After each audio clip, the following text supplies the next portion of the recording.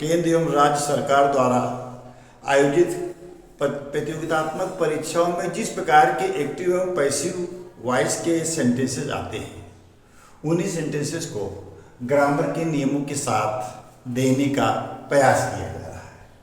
पहला रूल है, यह active sentence subject plus is am are was were has have had plus infinitive अर्थात to plus verb की first part plus object के structure पर आधारित हो तो नीचे दिए गए स्ट्रक्चर के आधार पर बदला जा सकता है। स्ट्रक्चर है passive subject plus is am are was were has have had plus to be plus main verb की third form plus by plus passive object. आपका पहला एग्जाम्पल है I am to read a book. इसकी जो passive voice बनेगी तो हो, पहला सेंटेंस आपका है I am to read a book. इसकी जो पैसिव वॉइस बनेगी उसमें हो जाएगा a book to be read a book to be read by me. Active voice का सेंटेंस था I am to read a book, passive voice बनी a book to be read by me. इसी प्रकार का अगला सेंटेंस है active voice का, he is to read the Ramayana. The Ramayan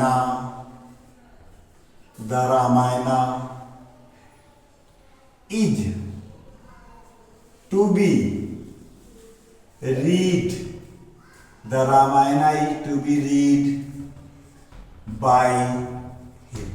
active voice का सेंटेंस था he to read the Ramayana, passive voice बनी the Ramayana is to be read by him. तीसरा सेंटेंस था माई वाइफ, तीसरा सेंटेंस है my wife was to buy a sari. इसकी जो passive voice बनेगी तो हो जाएगी a sari was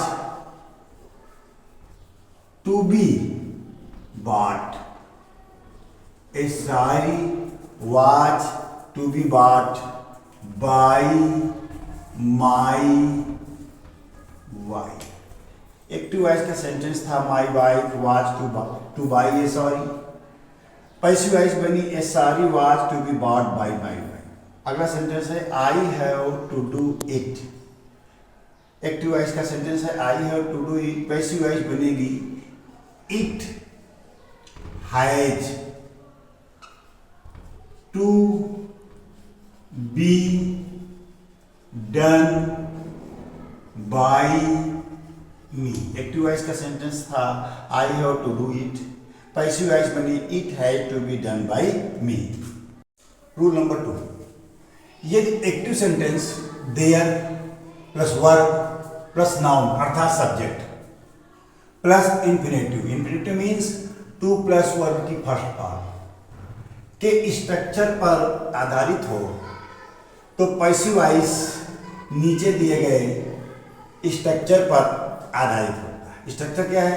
there plus verb plus noun अर्थात subject plus to be plus third form of main verb. आपका पहला एक्टिव वॉइस का सेंटेंस है there is no money to by.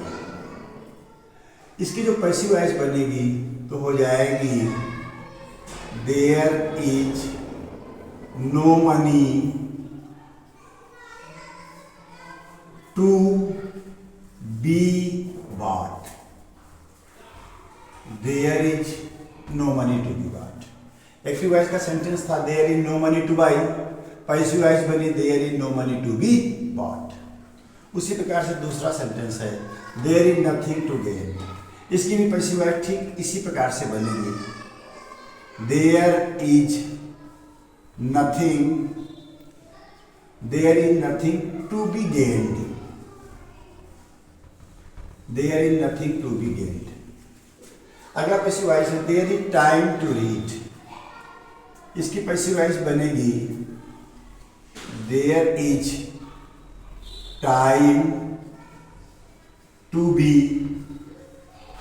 Active voice का वाक्य था there is time to read, passive voice बन गई there is time to be read. इसी प्रकार से अगला एक्टिव वॉइस का सेंटेंस है there was time to live, passive voice बन जाएगी there was time to be लेबर्ड।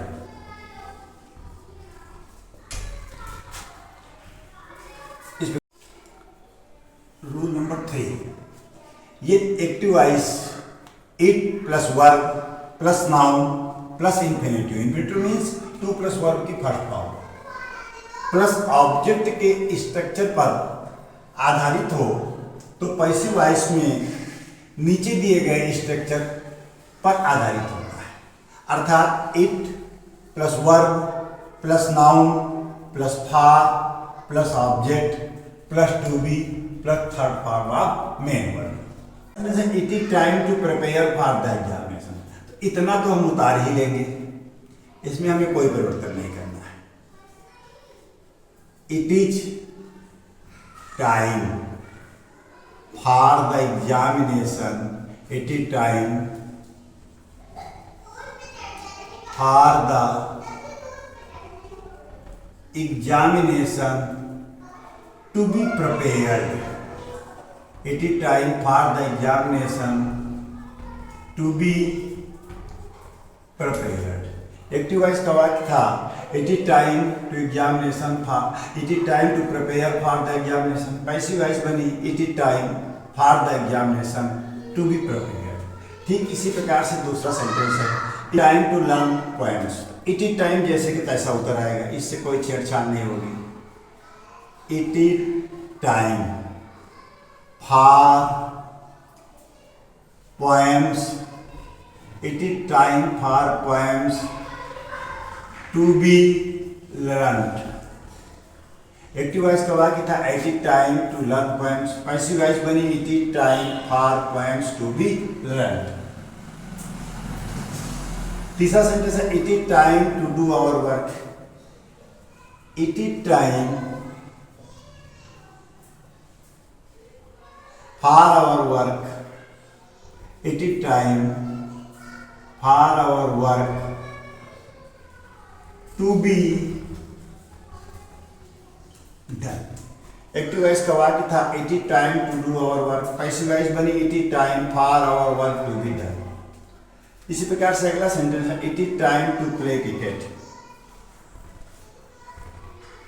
it is time for cricket, it is time for cricket to be played। Active voice का sentence था it is time to play cricket, passive voice बनी it is time for cricket to be played।